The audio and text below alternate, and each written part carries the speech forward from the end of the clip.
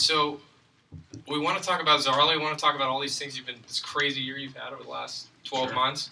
But wanted to just start and just talk a little bit about your background, kind of where you came from, if you always plan to be an entrepreneur and those things. So tell us a little bit about where you're from. What's your background?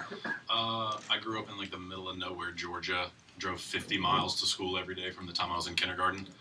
And my dad started a company when I was actually, I think, about 4 or 5 years old. And he drove that same distance every day to go to work and ended up, between the time I was 4 years old to I graduated high school, building a pretty big company.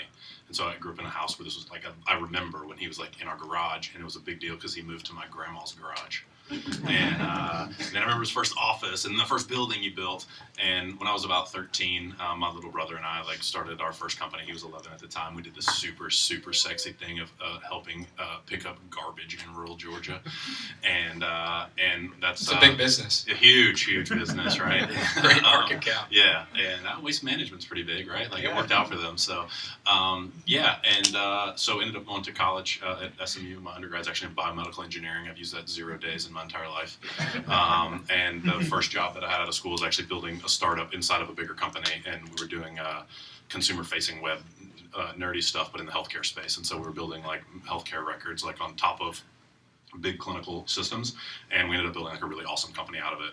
And I was like 24, and I had like 100 people working for me, and it was like totally crazy. And it was in the crazy 2000, and I thought we were going to make $1 billion and spin the company off, and then the bottom fell out of everything. And I was like, oh, glad we have this big company like hooking us up. And so eventually I got ready. I wanted to spin that company off. They liked that idea less than I did. They wanted to spin it in closer to the rest of the company, and I started applying to business school and started another company while I was actually doing that got pretty lucky with. It was just a good timing social networking company. Went to business school at Harvard, spun a company out of MIT that was a human genome sequencing company, sold it about 4 years ago when I was actually at Kauffman, and in the meantime ended up being the head of entrepreneurship at Kauffman and just having like a total blast doing like philanthropy in the startup space. It was the most fun job of all time. Yeah.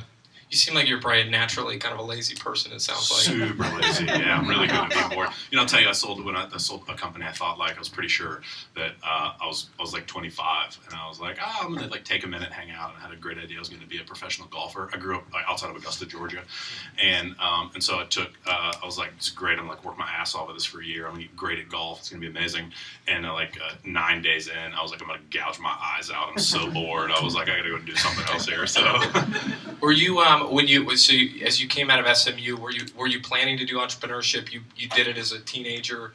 Was that something that you said, hey, I'm going to run my own business, or where was your head at? I don't know. It's weird. I've got one of my co-founders was I was in college during the crazy 90s boom or whatever. And one of my co-founders, the same age, he was in that too. He dropped out of college twice in the process to go work on startups and ended up eventually graduating.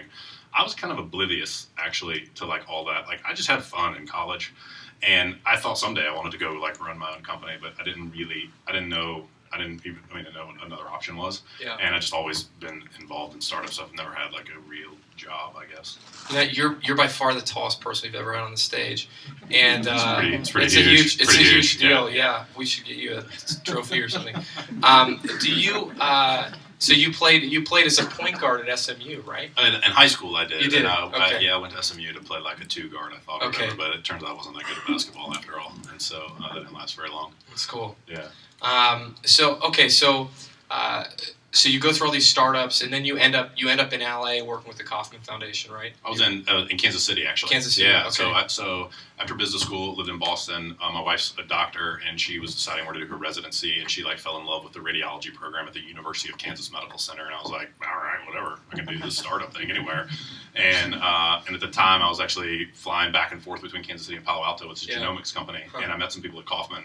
And just totally fell in love with the organization and started as this would be a fun thing to hang around for a little while, and then it got more and more involved and just ended up getting to do some really, really amazing things there. And how did you get synced up with that? I mean, that's a pretty great job. How did you land that job? Was there someone that you knew, or? No, total cold email to somebody that said hey, I'm in Kansas City, heard you guys are here too. Like, Yeah. want to hang out? And I went to breakfast with a lady who works there still, who's a really great friend named Lisa Mitchell. And we had breakfast, and what a breakfast meeting turned into like 2 days of like, I guess, interviews, right? I felt like just ate the entire time. And so just like ate for 2 days at the Kauffman Foundation, and then I don't know, it was a good fit. It's a tiny organization, like 80 people work there. Yeah. And it was just a great two-way fit. Like,